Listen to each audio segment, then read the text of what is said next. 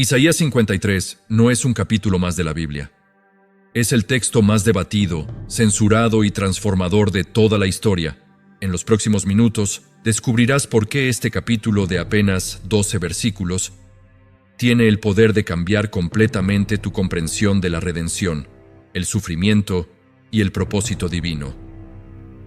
Prepárate para explorar el texto que conecta el Antiguo Testamento con el Nuevo de manera tan perfecta que desafía toda explicación humana. Bienvenido al capítulo más importante de la Biblia. Isaías vivió en una época de peligro extremo para el pueblo de Dios. Corría el siglo antes de Cristo, y el reino de Judá estaba rodeado de enemigos poderosos. El imperio asirio conquistaba naciones enteras sin piedad, destruyendo ciudades y llevando pueblos al exilio. Los reyes de Judá temblaban ante la amenaza constante de invasión. En medio de este caos político, Dios eligió a un hombre llamado Isaías para transmitir mensajes que cambiarían la historia de la humanidad. Isaías no era un profeta cualquiera. Ministraba directamente en Jerusalén, en el corazón del poder político y religioso. Aconsejaba a reyes, advertía al pueblo y recibía visiones que abarcaban no solo su presente inmediato, sino siglos futuros. Su libro contiene algunas de las profecías más extraordinarias jamás escritas. Hablaba de juicios terribles que vendrían sobre Israel por su desobediencia, pero también anunciaba esperanza, restauración y la llegada de un libertador. Durante décadas, Isaías proclamó palabras que muchos no querían escuchar. El pueblo se había alejado de Dios practicando rituales vacíos mientras sus corazones permanecían fríos. La corrupción dominaba los tribunales, la injusticia oprimía a los pobres y la idolatría se extendía como enfermedad. Los líderes religiosos mantenían las apariencias, pero carecían de verdadera devoción. En este ambiente espiritualmente enfermo, Dios reveló a Isaías visiones sobre el futuro del pueblo judío y de toda la humanidad. Entre todas las profecías de Isaías, existe una sección que sobresale por su claridad y poder transformador. Los capítulos 40 al 55 del libro presentan mensajes de consuelo y promesas de redención. Dentro de estos capítulos aparece repetidamente una figura misteriosa, el siervo del Señor. Este personaje es mencionado en varios pasajes, pero es en el capítulo 53, donde su identidad y misión se revelan con detalles asombrosos. Isaías escribió sobre alguien que vendría siglos después para cumplir un propósito divino sin precedentes en la historia. El pueblo judío esperaba un Mesías glorioso, un rey poderoso que restauraría el reino de David y liberaría a Israel de la opresión extranjera. Imaginaban un guerrero victorioso montado en caballo de batalla, conquistando enemigos y estableciendo un reino terrenal invencible. Pero Isaías presentó una imagen completamente diferente que confundiría a generaciones futuras.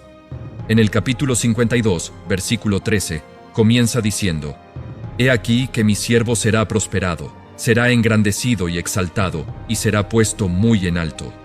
Hasta aquí la descripción coincidía con las expectativas de grandeza.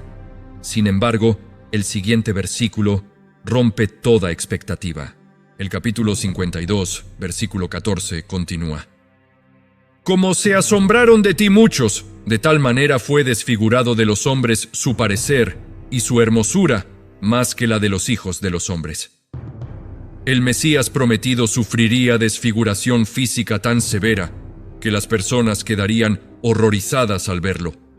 Su apariencia estaría tan dañada que apenas parecería humano. Esta descripción chocaba violentamente contra la imagen del Rey glorioso que todos esperaban. El capítulo 53 comienza con una pregunta desconcertante en el versículo 1. ¿Quién ha creído a nuestro anuncio? ¿Sobre quién se ha manifestado el brazo de Jehová? Isaías anticipa la incredulidad que sus palabras provocarían. ¿Cómo podría el brazo poderoso de Dios manifestarse en alguien tan despreciado? El versículo 2 continúa pintando un retrato humilde. Subirá cual renuevo delante de él y como raíz de tierra seca. No hay parecer en él ni hermosura. Le veremos más sin atractivo para que le deseemos. El Mesías crecería como una planta débil en tierra árida, sin agua ni nutrientes. No poseería belleza física que atrajera miradas admiradas. Las personas lo verían sin sentir deseo alguno de acercarse a él o seguirlo. Esta descripción contradecía todo lo que un pueblo oprimido esperaba de su Salvador, donde estaba la majestad real, donde el porte imponente de un conquistador. El versículo 3 profundiza aún más. Despreciado y desechado entre los hombres, varón de dolores, experimentado en quebranto, y como que escondimos de él el rostro, fue menospreciado y no lo estimamos.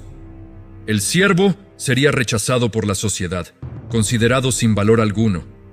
Conocería el sufrimiento de manera íntima, como quien convive diariamente con el dolor. Sería tan despreciado que las personas apartarían sus rostros por vergüenza o disgusto al verlo. La humanidad no le daría ningún valor, ninguna estima, ningún respeto. Este retrato desafiaba completamente la lógica religiosa de la época. ¿Cómo podría Dios enviar un Salvador tan humillado y rechazado? La paradoja era absoluta. Grandeza eterna, manifestada en humillación temporal extrema. Isaías introduce aquí un concepto revolucionario que transformaría para siempre la comprensión del sacrificio y la salvación. El versículo 4 del capítulo 53 declara: «Ciertamente llevó él nuestras enfermedades y sufrió nuestros dolores, y nosotros le tuvimos por azotado, por herido de Dios y abatido». El siervo cargaría con enfermedades ajenas, sufriría dolores que no le pertenecían, pero la humanidad malinterpretaría su sufrimiento pensando que Dios lo castigaba por pecados propios. La verdad era radicalmente diferente. El versículo 5 revela el corazón de esta profecía. Mas él herido fue por nuestras rebeliones, molido por nuestros pecados. El castigo de nuestra paz fue sobre él, y por su llaga fuimos nosotros curados. Cada palabra de este versículo resuena con significado eterno. El siervo sería herido, pero no por sus propias faltas. Las rebeliones humanas causarían sus heridas. Sería molido, triturado, quebrantado, pero por los pecados de otros no propios. El castigo que debía caer sobre la humanidad pecadora caería sobre él, y ese castigo traería paz, reconciliación entre Dios y las personas. Sus heridas producirían sanidad para otros. Este concepto de sufrimiento sustitutivo era único en toda la literatura religiosa antigua. Nadie en la historia había hablado así sobre redención. Los sistemas religiosos exigían que cada persona pagara por sus propios pecados mediante sacrificios, penitencias o buenas obras. Pero Isaías proclamaba algo diferente. Uno solo pagaría por muchos. El versículo 6 explica la necesidad universal de este sacrificio. Todos nosotros nos descarriamos como ovejas, cada cual se apartó por su camino, mas Jehová cargó en él el pecado de todos nosotros. La humanidad entera había abandonado el camino correcto. Como ovejas sin pastor, cada persona seguía su propio camino egoísta, ignorando la dirección divina. No había excepción. Todos, sin excluir a nadie, habían pecado y se habían alejado de Dios. Pero aquí viene la solución divina. Jehová mismo cargó sobre el siervo la iniquidad de todos. No fue un accidente.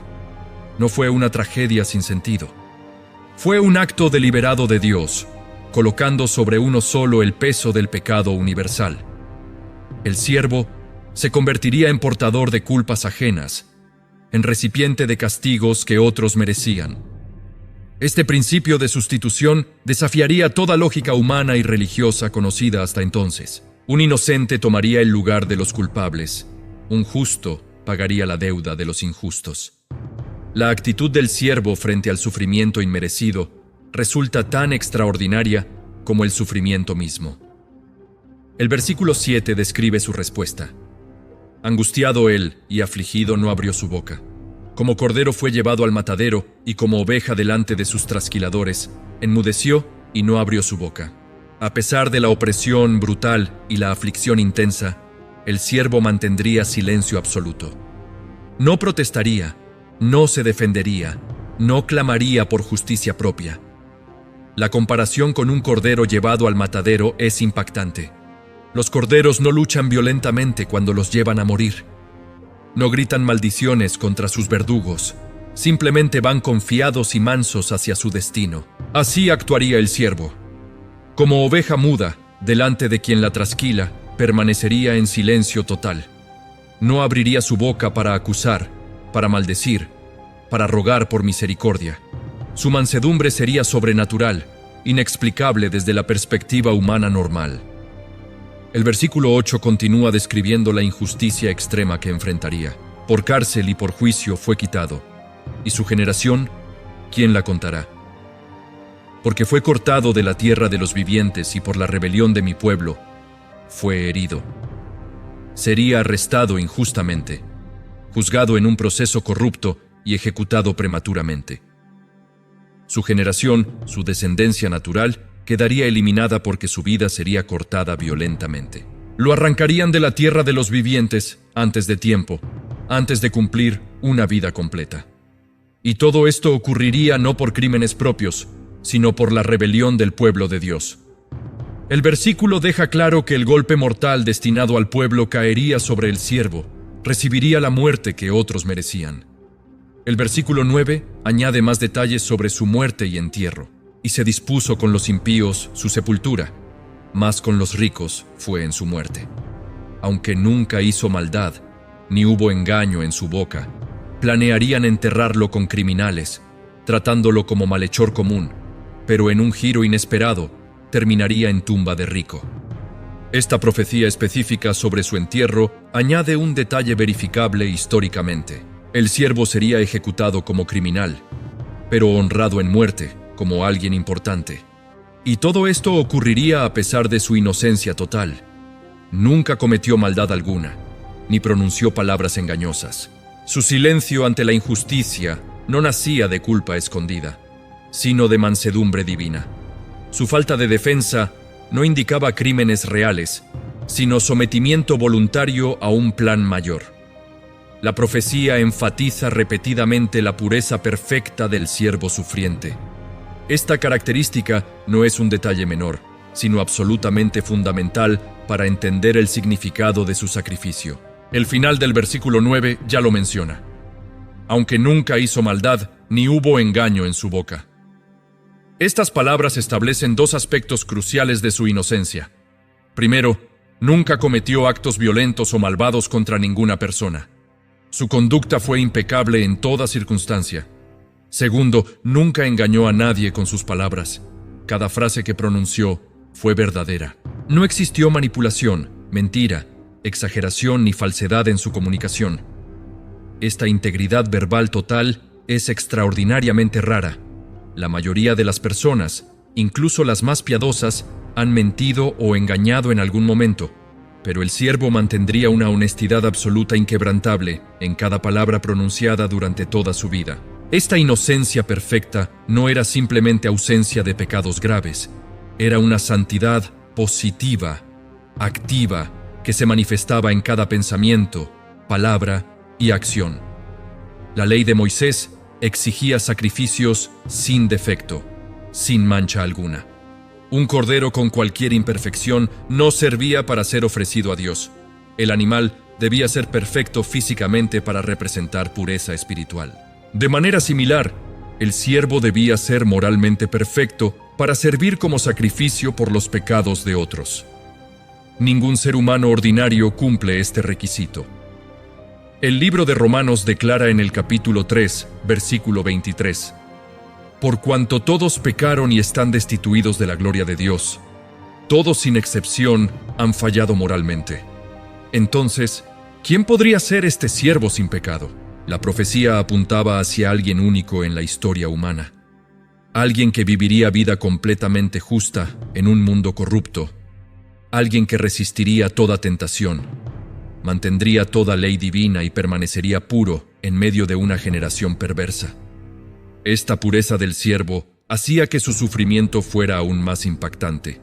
Si hubiera pecado, su muerte sería merecida, pero siendo completamente inocente, su muerte tomaba un significado diferente. No pagaba por errores propios, sino que cargaba voluntariamente con las consecuencias de errores ajenos. Su justicia perfecta le daba valor infinito ante Dios, y ese valor infinito sería aplicado para cubrir la deuda infinita de la humanidad pecadora. Solo alguien sin pecado podía pagar por los pecados de otros sin necesitar primero pagar por los propios. Isaías revela aquí uno de los aspectos más profundos y misteriosos de toda la profecía. El sufrimiento del siervo no era un error trágico ni un accidente histórico lamentable. El versículo 10 del capítulo 53 comienza declarando: Con todo eso, Jehová quiso quebrantarlo sujetándolo a padecimiento. Estas palabras resultan perturbadoras a primera lectura. ¿Cómo podría Dios querer quebrantar a su siervo inocente? ¿Cómo podría desear someterlo a sufrimiento? La respuesta está en el propósito eterno, detrás del dolor temporal. No era crueldad divina, sino amor divino expresado de manera que los humanos apenas podemos comprender. Dios no disfrutaba el sufrimiento del siervo, pero lo permitía y orquestaba, porque era el único camino para salvar a la humanidad perdida. El versículo continúa: Cuando haya puesto su vida en expiación por el pecado, verá linaje. Vivirá por largos días, y la voluntad de Jehová será en su mano prosperada. Aquí aparece el concepto clave: expiación por el pecado. La vida del siervo se convertiría en ofrenda que cubre y paga por las faltas de otros. Pero la muerte no sería el final de su historia. Vería descendencia, no descendencia física ordinaria, sino descendencia espiritual. Una familia de redimidos. Viviría por largos días, indicando que su vida continuaría más allá de la muerte, y la voluntad de Dios prosperaría en su mano, cumpliendo el propósito divino perfectamente. El versículo 11 profundiza en los resultados del sacrificio. Verá el fruto de la aflicción de su alma y quedará satisfecho. El siervo experimentaría agonía de alma, no solo dolor físico. Su espíritu sufriría tormentos profundos. Pero después de ese sufrimiento terrible, vería resultados que lo satisfarían completamente. El fruto de su aflicción valdría cada momento de agonía.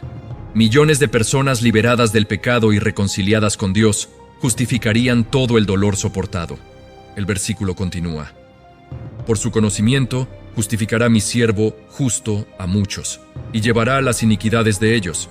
Mediante el conocimiento de él, mediante una relación personal con el siervo, muchas personas serían declaradas justas ante Dios. Él, siendo justo, transferiría su justicia a otros y al mismo tiempo llevaría sobre sí las iniquidades de esos muchos. Habría un intercambio.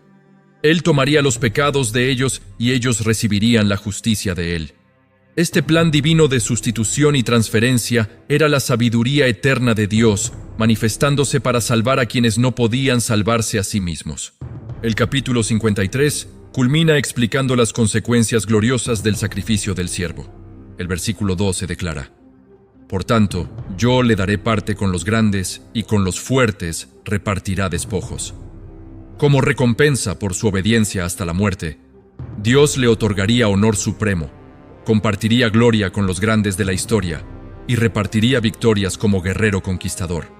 Pero esta victoria no vendría mediante batalla militar tradicional, sino mediante conquista espiritual sobre el pecado y la muerte. El versículo explica por qué recibe tal recompensa: por cuanto derramó su vida hasta la muerte.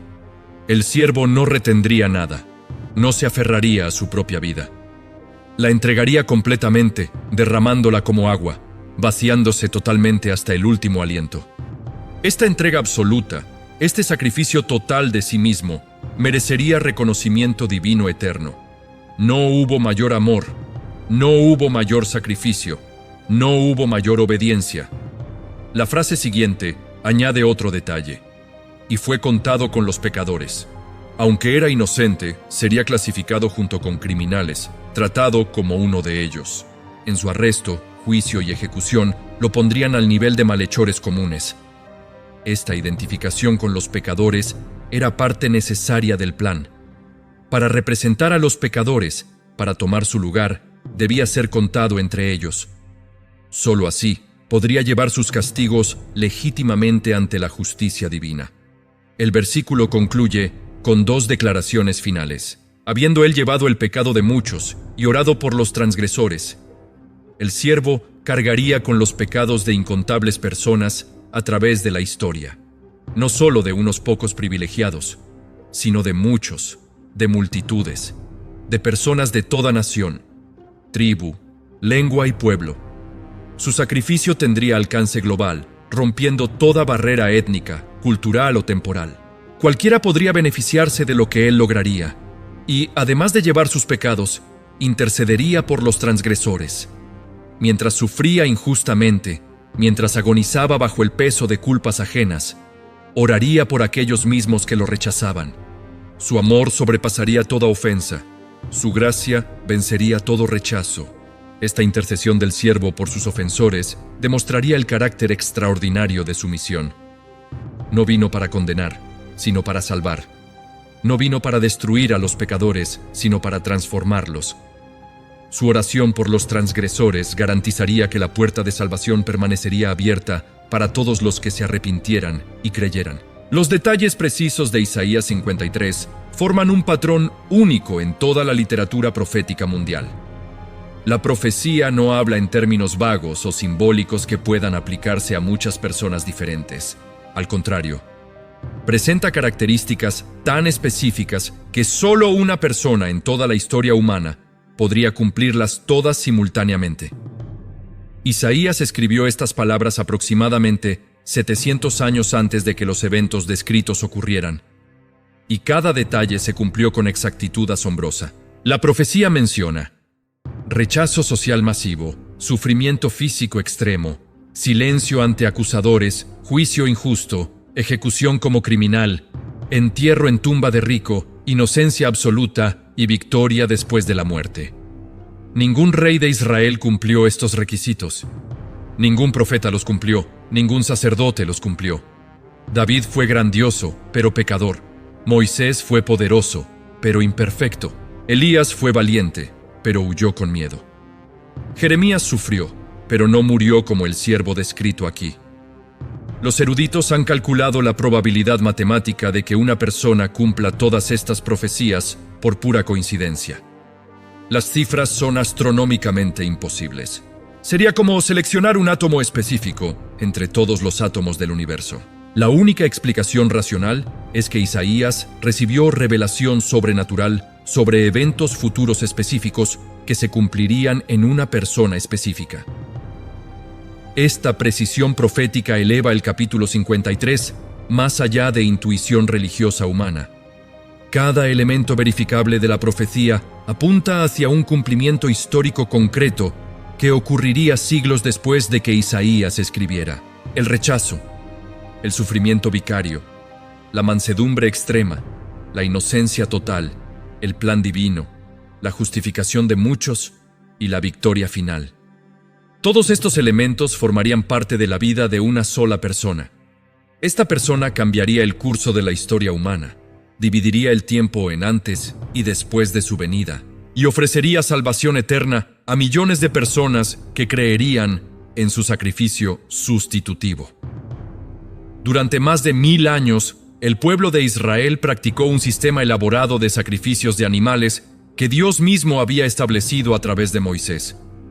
Cada día los sacerdotes ofrecían corderos, cabras, toros y palomas en el templo de Jerusalén. La sangre corría constantemente por los altares. El humo de los sacrificios subía hacia el cielo como aroma para Dios. El libro de Levítico detalla estos rituales con precisión asombrosa, especificando qué animal debía ofrecerse por cada tipo de pecado. Los israelitas que pecaban debían llevar sus animales al templo, colocar sus manos sobre la cabeza del animal para transferir simbólicamente su culpa, y luego el sacerdote sacrificaba al animal en su lugar. El capítulo 16 de Levítico describe el día de la expiación, la ceremonia más importante del año religioso judío. El versículo 15 explica: Después degollará el macho cabrío en expiación por el pecado del pueblo, y llevará la sangre detrás del velo adentro, y hará de la sangre como hizo con la sangre del becerro, y la esparcirá sobre el propiciatorio y delante del propiciatorio. Una vez al año, el sumo sacerdote entraba al lugar más sagrado del templo, el lugar santísimo donde habitaba la presencia de Dios, llevando sangre de animales para cubrir los pecados del pueblo entero. Este ritual era solemne, peligroso y absolutamente necesario según la ley de Moisés. Pero estos sacrificios tenían una limitación fundamental que todo judío piadoso reconocía internamente. Los israelitas repetían los mismos sacrificios año tras año, día tras día, sin cesar jamás. Si realmente eliminaran los pecados de manera definitiva, ¿por qué era necesario repetirlos constantemente? Los sacrificios eran sombras, imágenes imperfectas que apuntaban hacia algo mayor que vendría después. Funcionaban como lecciones visuales que enseñaban verdades espirituales profundas, pero no eran la solución final al problema del pecado humano. El sistema levítico servía a un propósito educativo crucial. Enseñaba al pueblo que el pecado era serio, que requería sangre, que merecía muerte. Cada vez que un israelita llevaba su cordero al templo y veía morir al animal inocente, recibía una lección poderosa sobre las consecuencias del pecado. La sangre derramada recordaba que el salario del pecado es muerte, pero al mismo tiempo, el animal moría en lugar del pecador, enseñando el principio de sustitución. Sin embargo, todos intuían que un animal no equivalía realmente a un alma humana. Los sacrificios apuntaban hacia adelante, preparando al pueblo para entender el sacrificio verdadero que vendría. El sacrificio del siervo descrito en Isaías 53 superaba el sistema levítico en múltiples aspectos fundamentales que transformarían completamente la comprensión de la redención. Primero, mientras los sacrificios animales debían repetirse constantemente, el sacrificio del siervo sería único y definitivo, una sola vez para siempre. Redención eterna. Estas palabras marcan la diferencia absoluta entre sacrificios temporales repetitivos y un sacrificio eterno completo. Los corderos del templo morían por miles cada año sin resolver el problema del pecado. El siervo moriría una vez y resolvería el problema permanentemente para todos los que creyeran en él. Segundo, mientras los sacrificios animales solo cubrían los pecados temporalmente, el sacrificio del siervo los quitaría completamente. Existía diferencia crucial entre cubrir y quitar. Las ofrendas del Antiguo Testamento cubrían los pecados, los escondían de la vista de Dios por un tiempo, como una manta que tapa algo sucio sin limpiarlo realmente. Pero el sacrificio profetizado en Isaías 53 los quitaría, los eliminaría, los borraría como si nunca hubieran existido. Sería como lavar una mancha hasta que desaparece completamente, no simplemente ocultarla debajo de algo. Tercero, mientras los animales morían involuntariamente, el siervo entregaría su vida voluntariamente. Los corderos no elegían morir. Los llevaban al altar por fuerza, sin comprensión de lo que ocurría. Pero Isaías 53 presentaba un sacrificio consciente, deliberado, voluntario. El siervo sabría exactamente por qué sufría y para quién sufría. Esta voluntad consciente daba al sacrificio un valor moral infinitamente superior. El amor expresado en sacrificio voluntario supera infinitamente cualquier obligación impuesta. Cuarto, mientras los animales eran irracionales, el siervo sería humano, capaz de representar verdaderamente a la humanidad. Un cordero no podía comprender por qué moría ni a quién representaba. No podía identificarse con los pecadores ni interceder conscientemente por ellos, pero el siervo entendería completamente el significado de su muerte, haciéndola un acto de amor consciente y no solo un ritual mecánico.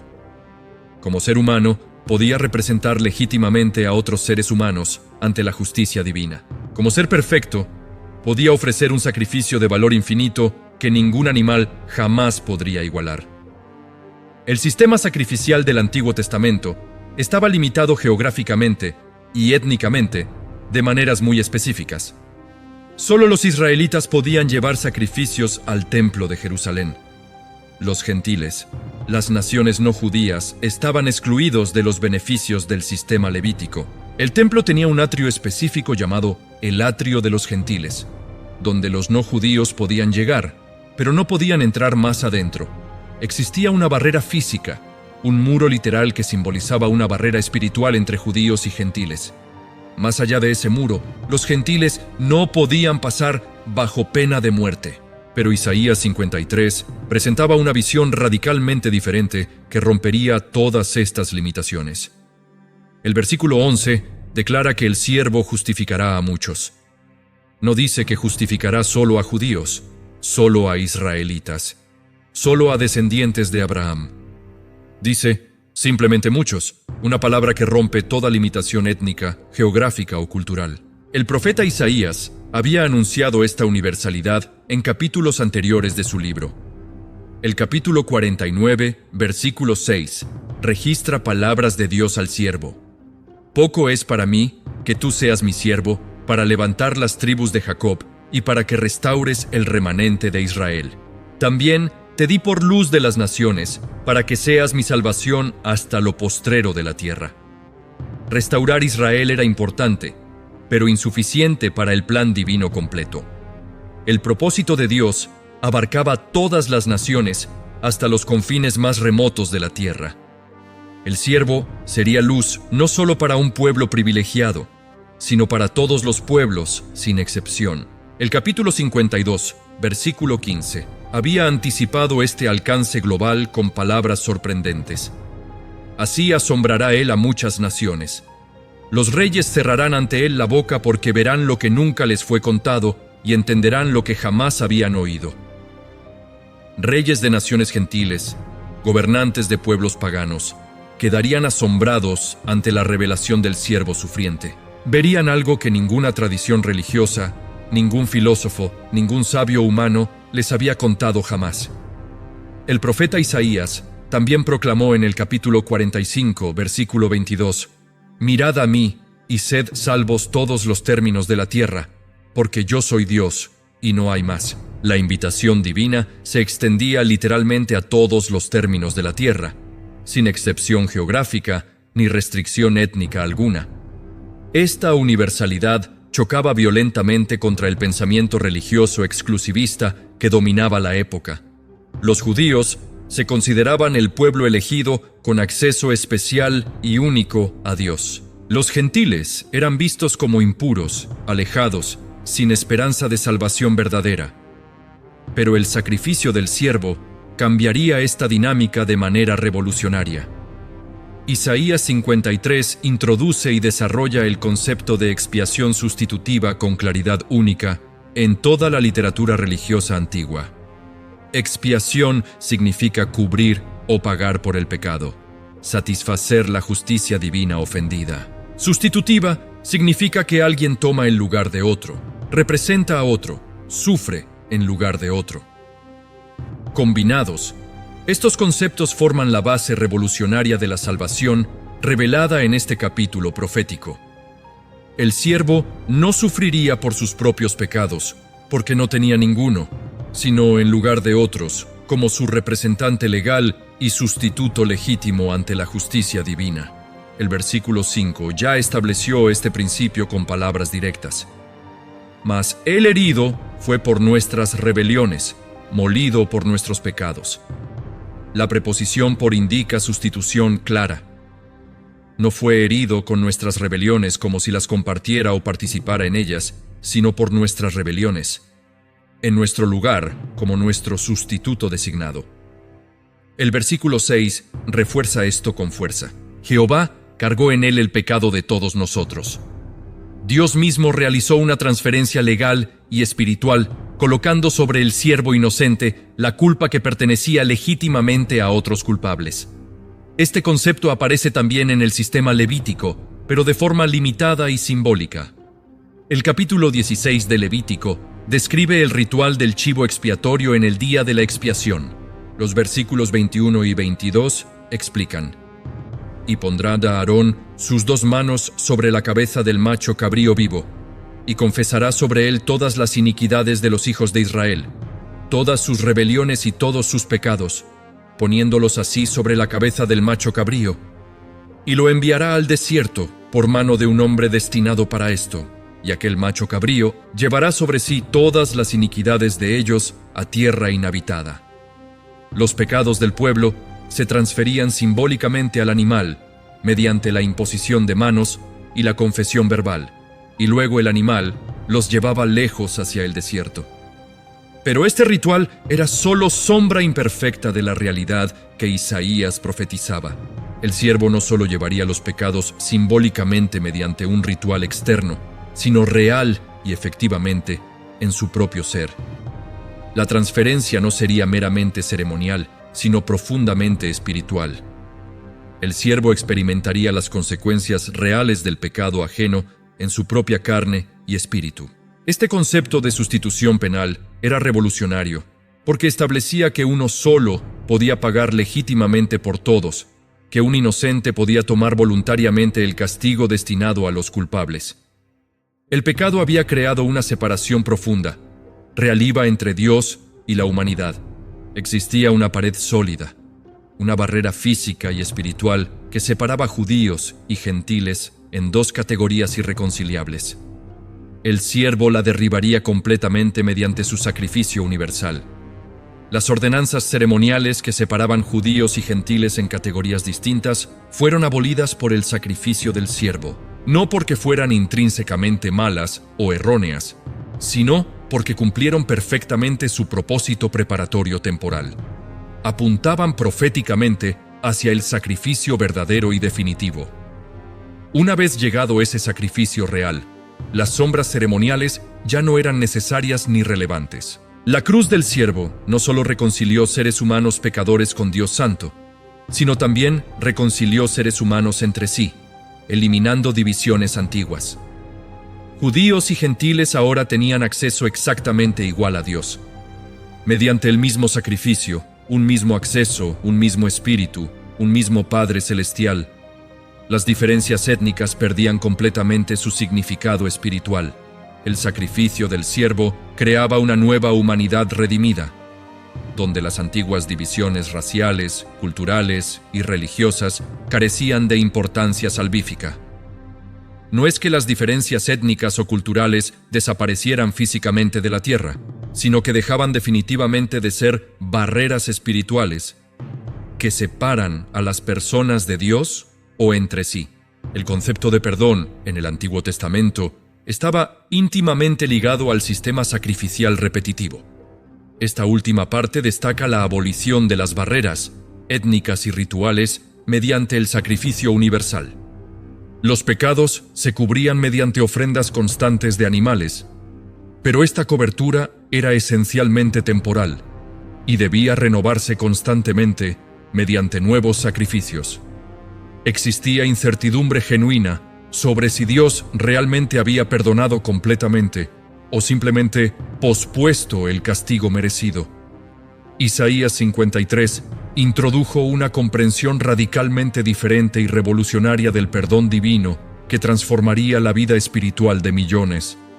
El perdón ofrecido mediante el sacrificio único del siervo sería completo, definitivo, irreversible y eternamente seguro. El capítulo 43 de Isaías, versículo 25, ya había anticipado este perdón radical con palabras sorprendentes. Yo soy el que borro tus rebeliones por amor de mí mismo, y no me acordaré de tus pecados. Dios no simplemente cubriría los pecados temporalmente como bajo el sistema antiguo, sino que los borraría completamente como quien borra escritura con un borrador. No los recordaría más contra el pecador arrepentido. No los contaría en su contra. No los usaría como base para condenación futura. El profeta Jeremías repitió esta promesa extraordinaria en el capítulo 31, versículo 34. Y no enseñará más ninguno a su prójimo, ni ninguno a su hermano, diciendo: Conoce a Jehová, porque todos me conocerán, desde el más pequeño de ellos hasta el más grande, dice Jehová, porque perdonaré la maldad de ellos, y no me acordaré más de su pecado.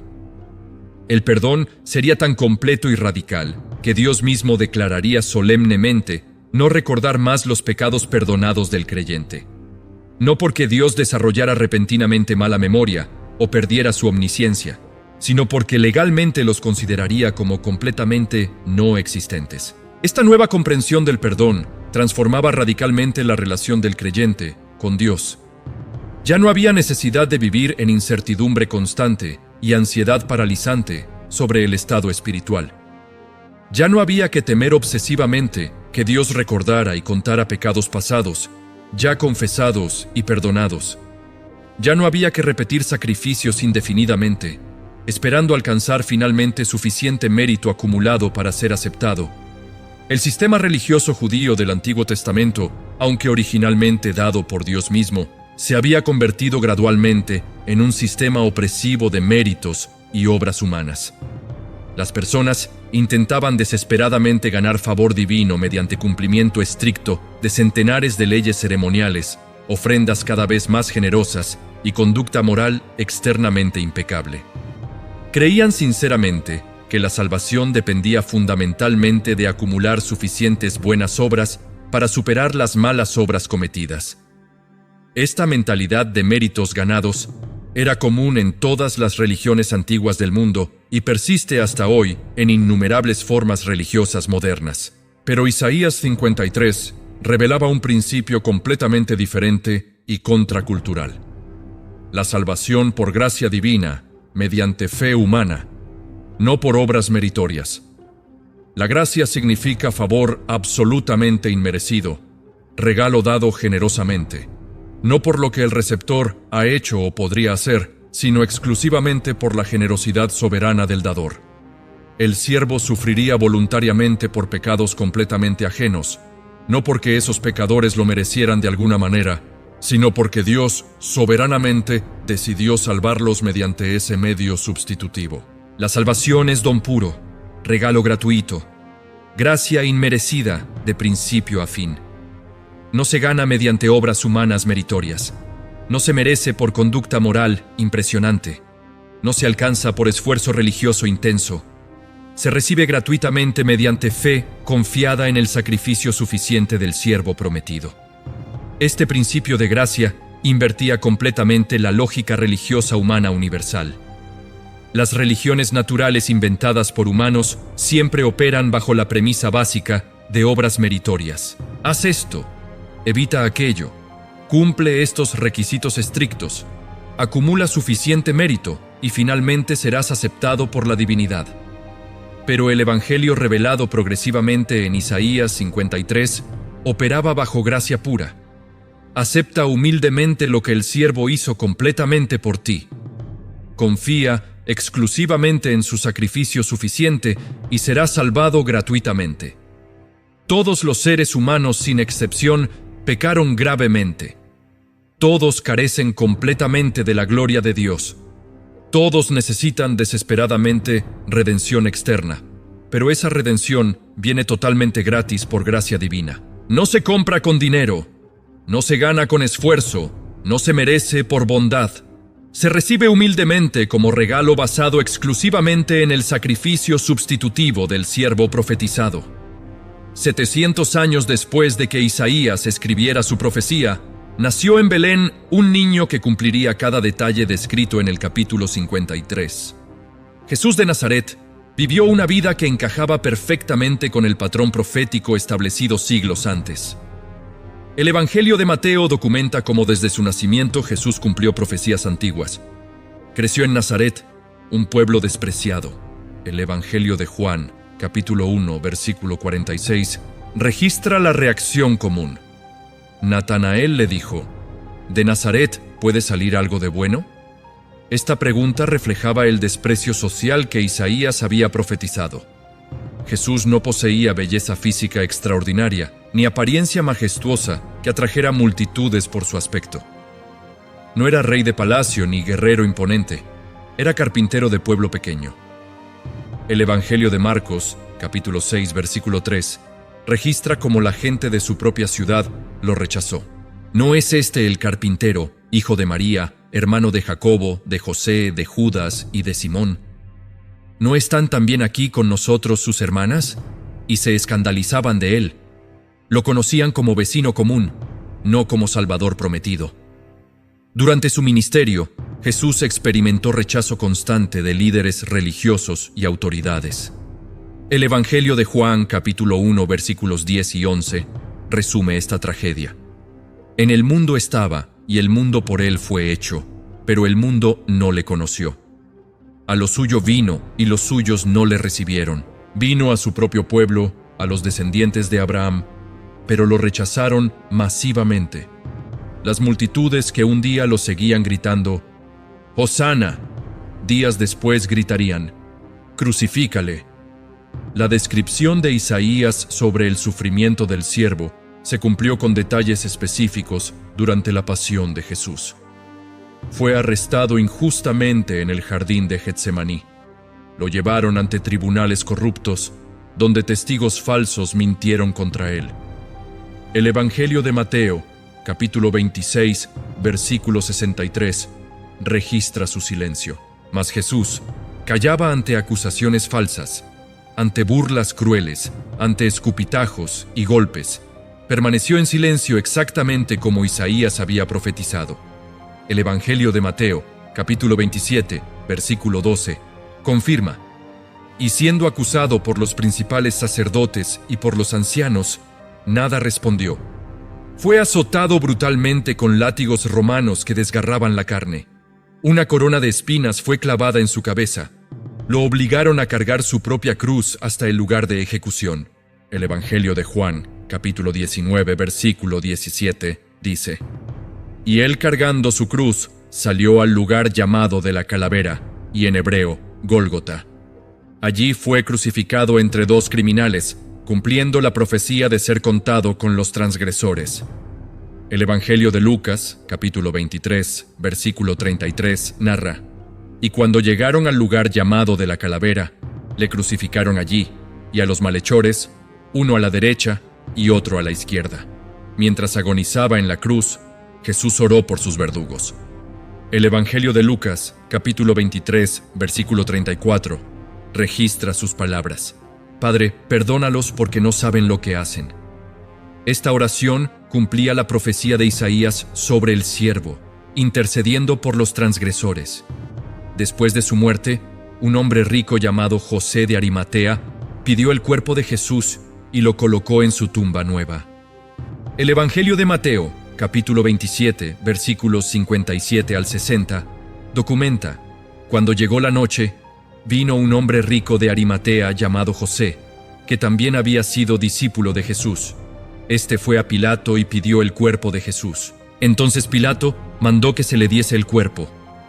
Y tomando José el cuerpo, lo envolvió en una sábana limpia y lo puso en su sepulcro nuevo». Así se cumplió la profecía sobre el entierro con los ricos. La interpretación de Isaías 53 se convirtió en uno de los puntos más debatidos entre judíos y cristianos desde los primeros siglos. Los cristianos veían en este capítulo una profecía clara sobre Jesús como el Mesías sufriente. Cada detalle del texto encajaba perfectamente con los eventos de su vida, muerte y resurrección. Para ellos, era evidencia irrefutable de que Jesús era el siervo prometido que traería salvación mediante sufrimiento. Pero muchos líderes judíos rechazaron esta interpretación por razones teológicas y culturales. Esperaban un Mesías conquistador que liberaría a Israel del dominio romano, no un siervo sufriente ejecutado como criminal. Algunos rabinos comenzaron a interpretar Isaías 53 de manera diferente. Algunos propusieron que el siervo sufriente representaba al pueblo de Israel colectivamente, no a un individuo específico. Argumentaban que la nación judía había sufrido a través de la historia, soportando persecución y exilio. Esta interpretación colectiva presentaba problemas significativos. El texto describe claramente al siervo como inocente, sin pecado, sin engaño en su boca. Pero la Biblia misma documenta repetidamente los pecados de Israel como nación. Los profetas constantemente denunciaban la idolatría, injusticia y rebelión del pueblo. Si Israel era el siervo, ¿cómo podía ser sin pecado? Además, el texto dice que el siervo sufre por los pecados de otros, llevando iniquidades ajenas. Si Israel es el siervo, ¿por los pecados de quién sufre Israel? Otros rabinos propusieron que el siervo era el profeta Jeremías, quien sufrió persecución por su ministerio. Pero Jeremías no fue ejecutado ni enterrado con ricos, no resucitó ni vio descendencia espiritual prolongando sus días después de morir. Ningún profeta del Antiguo Testamento cumple todos los detalles específicos de Isaías 53, excepto Jesús. La Mishnah, colección de enseñanzas rabínicas, originalmente contenía referencias al Mesías sufriente. Pero después del surgimiento del cristianismo, estas referencias fueron gradualmente minimizadas. Un hecho histórico notable es que algunos rabinos antiguos sí interpretaban Isaías 53 como mesiánico individual. El Targum de Jonatán, traducción aramea antigua del texto hebreo, aplica el capítulo al Mesías. Textos del Talmud también contienen discusiones sobre el Mesías sufriente, pero después de siglos de conflicto con cristianos, la interpretación colectiva de Israel como siervo se volvió dominante en el judaísmo tradicional. Esta controversia continúa hasta hoy con eruditos de ambos lados, presentando argumentos para sus interpretaciones respectivas. Isaías 53 se convirtió en el fundamento teológico de la iglesia cristiana primitiva. Los primeros creyentes usaban este capítulo constantemente para explicar quién era Jesús y por qué había muerto. No inventaron teorías nuevas sobre salvación. Simplemente mostraban cómo Jesús cumplió perfectamente lo que Isaías había profetizado 700 años antes. Este capítulo les daba lenguaje y conceptos para comunicar el Evangelio de manera clara y bíblica. El libro de Hechos documenta cómo los apóstoles usaban Isaías 53 en su predicación. El capítulo 8 narra la historia de Felipe y el eunuco etíope. Este funcionario importante estaba leyendo precisamente Isaías 53, pero no entendía su significado. Los versículos 32 y 33 citan lo que leía. El lugar de la escritura que leía era este: Como oveja a la muerte fue llevado, y como cordero mudo delante del que lo trasquila. Así no abrió su boca. En su humillación no se le hizo justicia, mas su generación, ¿quién la contará? Porque fue quitada de la tierra su vida. El versículo 34 registra su pregunta. Respondiendo el eunuco, dijo a Felipe: Te ruego que me digas, ¿de quién dice el profeta esto? ¿De sí mismo o de algún otro? El versículo 35 muestra la respuesta de Felipe. Entonces Felipe, abriendo su boca y comenzando desde esta escritura, le anunció el Evangelio de Jesús. Felipe usó Isaías 53 como punto de partida para explicar toda la historia de Jesús. Este patrón se repetía constantemente en la predicación apostólica.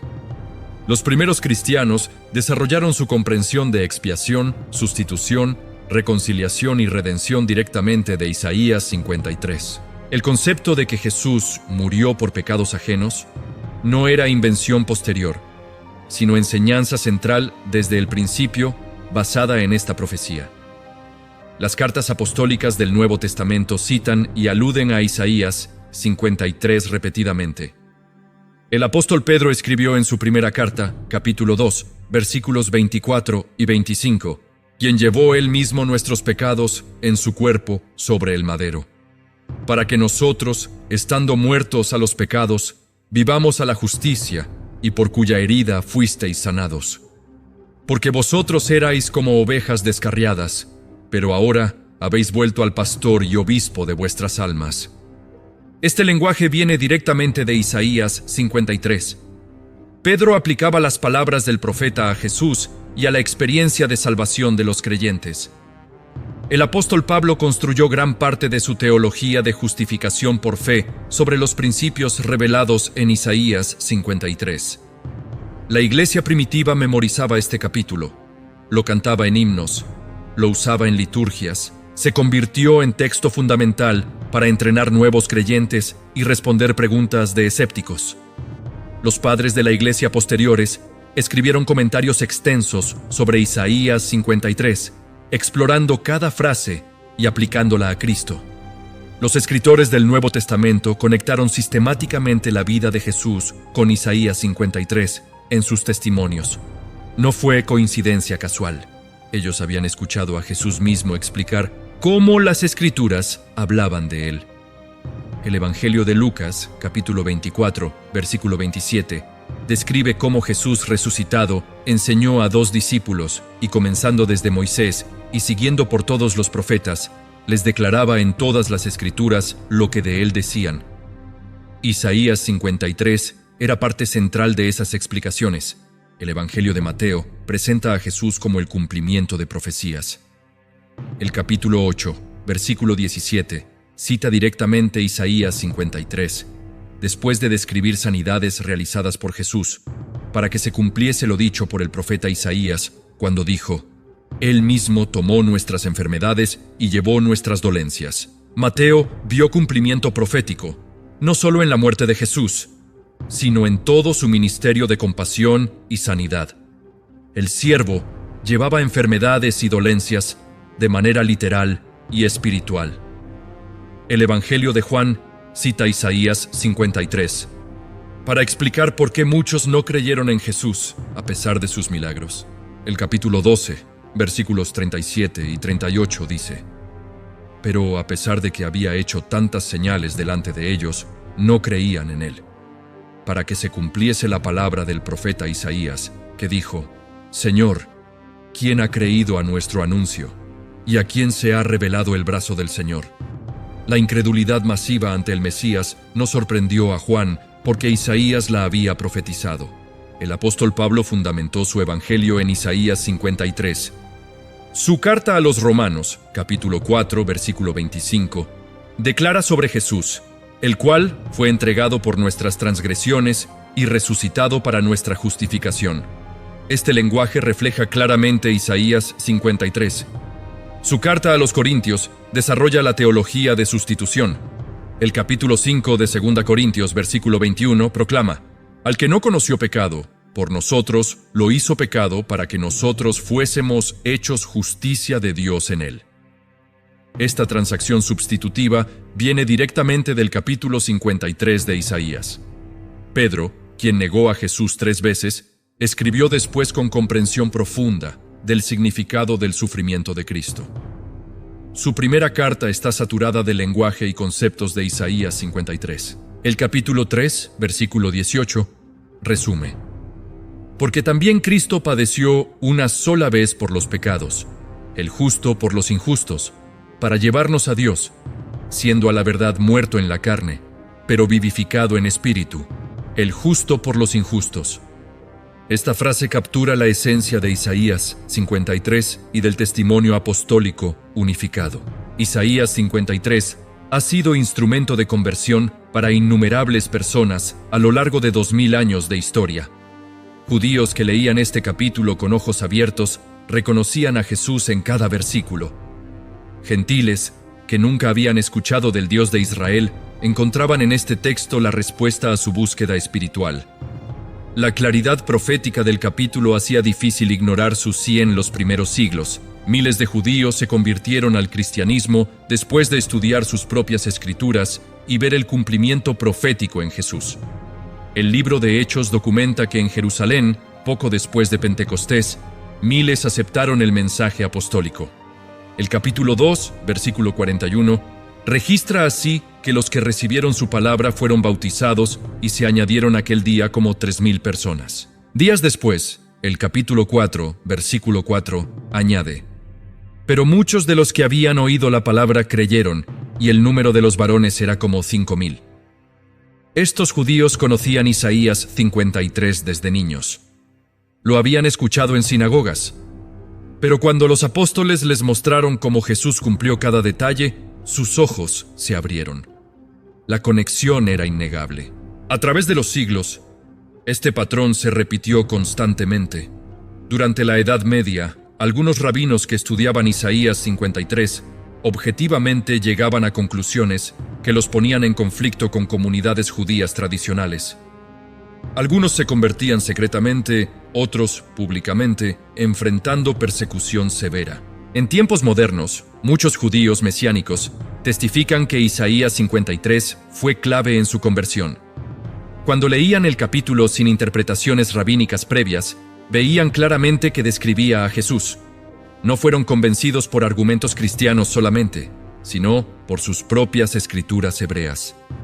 Entre gentiles, Isaías 53 también produjo conversiones masivas. Misioneros en África, Asia y América usaban este texto para mostrar que la muerte de Jesús no fue accidente histórico, sino plan divino profetizado.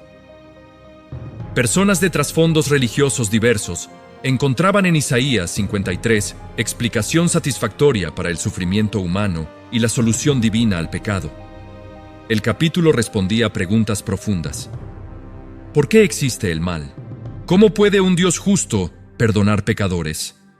¿Qué precio paga el pecado? Las respuestas estaban en el siervo sufriente, que voluntariamente llevó sobre sí las consecuencias del pecado ajeno. Esta verdad transformaba vidas radicalmente. El mensaje de Isaías 53 no solo convertía personas, sino que transformaba completamente sus vidas. Comprender que alguien inocente sufrió voluntariamente por pecados ajenos producía gratitud profunda, amor genuino y cambio moral radical. Personas violentas se volvían pacíficas, ladrones se volvían honestos, orgullosos se volvían humildes, egoístas se volvían generosos. El evangelio del siervo sufriente tenía poder para cambiar corazones de piedra en corazones de carne. El apóstol Pablo describió esta transformación en su carta a los Corintios. El capítulo 5 de 2 Corintios, versículo 17, declara: De modo que si alguno está en Cristo, nueva criatura es. Las cosas viejas pasaron. He aquí, todas son hechas nuevas. Esta nueva creación ocurría cuando las personas aceptaban el sacrificio sustitutivo del siervo. No era solo cambio superficial de conducta externa, sino renovación interna profunda. El capítulo 6 de Romanos, versículos 6 y 7 explica: Sabiendo esto, que nuestro viejo hombre fue crucificado juntamente con él, para que el cuerpo del pecado sea destruido, a fin de que no sirvamos más al pecado, porque el que ha muerto ha sido justificado del pecado. Los creyentes se identificaban con la muerte del siervo. Morían a su vida vieja de pecado y resucitaban a vida nueva de justicia. Esta identificación no era meramente teórica, sino experiencial.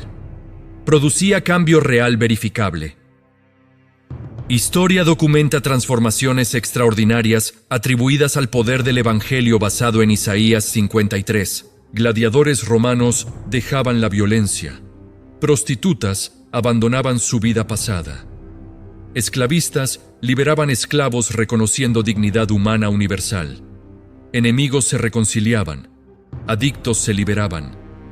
El mensaje del siervo también producía valentía ante persecución.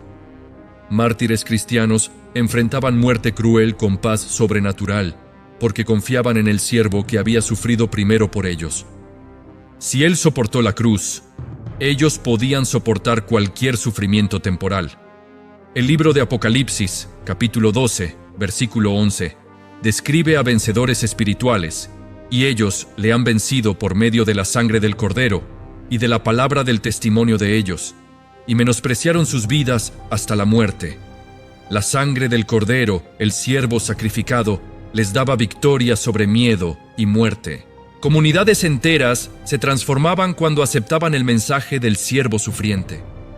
Tribus violentas se pacificaban, sociedades corruptas desarrollaban justicia, culturas que practicaban sacrificios humanos los abandonaban, reconociendo que el sacrificio definitivo ya había sido ofrecido.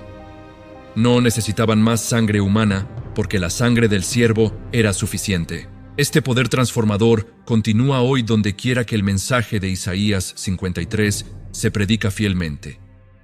Isaías 53 ofrece algo que ninguna filosofía humana ni religión inventada puede proporcionar: esperanza absoluta basada en obra terminada, no en esfuerzo humano incierto.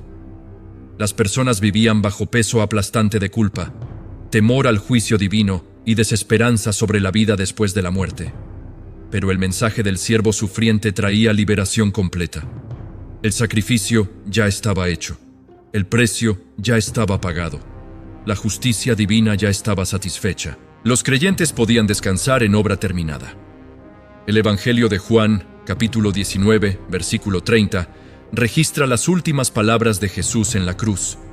Cuando Jesús hubo tomado el vinagre, dijo: «Consumado es», y habiendo inclinado la cabeza, entregó el espíritu. Consumado es, terminado, completo, no faltaba nada. El sacrificio profetizado en Isaías 53 estaba cumplido perfectamente. Los creyentes no tenían que añadir nada a lo que el siervo había logrado. No podían mejorar su obra, solo podían recibirla mediante fe agradecida. Esta certeza producía paz profunda. El capítulo 5 de Romanos, versículo 1, proclama: Justificados pues por la fe, tenemos paz para con Dios por medio de nuestro Señor Jesucristo. Paz con Dios. No ansiedad constante sobre si habían hecho suficiente, no incertidumbre sobre su destino eterno. Paz fundamentada en el sacrificio del siervo. Los versículos 9 y 10 del mismo capítulo añaden, pues mucho más, estando ya justificados en su sangre, por él seremos salvos de la ira, porque siendo enemigos, fuimos reconciliados con Dios por la muerte de su Hijo. Mucho más, estando reconciliados, seremos salvos por su vida. La esperanza cristiana no se basa en optimismo vago, ni pensamiento positivo vacío. Se fundamenta en evento histórico verificable, la muerte y resurrección del siervo profetizado. Isaías 53 había predicho que después de sufrir y morir, el siervo vería descendencia y prolongaría sus días. Esto apuntaba claramente a resurrección. El versículo 10 declara: verá linaje, vivirá por largos días. No podía haber descendencia ni vivir largos días si permanecía muerto. La resurrección estaba implícita en la profecía, y Jesús resucitó exactamente como Isaías había anticipado. El Evangelio de Mateo, capítulo 28, versículos 5 y 6 narra: Mas el ángel respondiendo dijo a las mujeres: No temáis vosotras, porque yo sé que buscáis a Jesús, el que fue crucificado. No está aquí, pues ha resucitado. Como dijo, la resurrección confirmaba que Dios había aceptado el sacrificio del siervo. Probaba que la muerte había sido vencida, garantizaba que los creyentes también resucitarían. Esta esperanza de vida eterna transformaba cómo las personas enfrentaban muerte, sufrimiento y dificultades temporales. 2700 años después de que Isaías escribiera su profecía, el capítulo 53 sigue siendo relevante para la humanidad moderna. Los problemas fundamentales que aborda no han cambiado. Las personas todavía luchan con culpa por errores pasados. Todavía buscan significado y propósito. Todavía temen la muerte y lo que viene después. Todavía anhelan perdón, paz y reconciliación. Isaías 53 ofrece respuestas a estas necesidades universales atemporales que trascienden culturas y épocas. En un mundo donde muchos rechazan la religión organizada, Isaías 53 presenta algo diferente. No ofrece sistema religioso de reglas y rituales, presenta persona que sufrió voluntariamente para reconciliar humanos con Dios. No demanda esfuerzo humano para ganar favor divino. Ofrece regalo gratuito que solo debe recibirse mediante fe. Esta simplicidad atrae a personas cansadas de complejidad religiosa. La claridad del mensaje del siervo sufriente corta a través de confusión teológica. El mundo contemporáneo enfrenta injusticia, violencia, corrupción y divisiones similares a las que existían en tiempos de Isaías. Naciones luchan contra naciones, grupos étnicos se odian mutuamente. Ricos explotan pobres, poderosos oprimen débiles. En medio de este caos, Isaías 53 ofrece solución radical: reconciliación mediante sacrificio sustitutivo. El siervo sufrió para unir lo que estaba dividido, sanar lo que estaba roto, reconciliar lo que estaba enemistado. Este mensaje sigue siendo revolucionario y necesario. Personas que descubren Isaías 53 hoy experimentan el mismo impacto que personas hace 2000 años. Cuando leen honestamente el capítulo y comparan con la vida de Jesús, las conexiones son innegables. La precisión profética desafía explicaciones naturalistas. La profundidad teológica satisface búsquedas intelectuales. El amor demostrado en sacrificio voluntario toca corazones endurecidos. Millones continúan encontrando en este capítulo antiguo respuestas a preguntas modernas sobre sufrimiento, redención y esperanza eterna. Si este contenido te ha impactado, si has comprendido por qué Isaías 53 es verdaderamente el capítulo más importante de la Biblia, te invito a que te suscribas a nuestro canal para no perderte más estudios profundos sobre las Escrituras. Comparte este video con amigos y familiares que necesiten conocer esta verdad transformadora. Juntos, podemos llevar este mensaje de esperanza a más personas que buscan respuestas.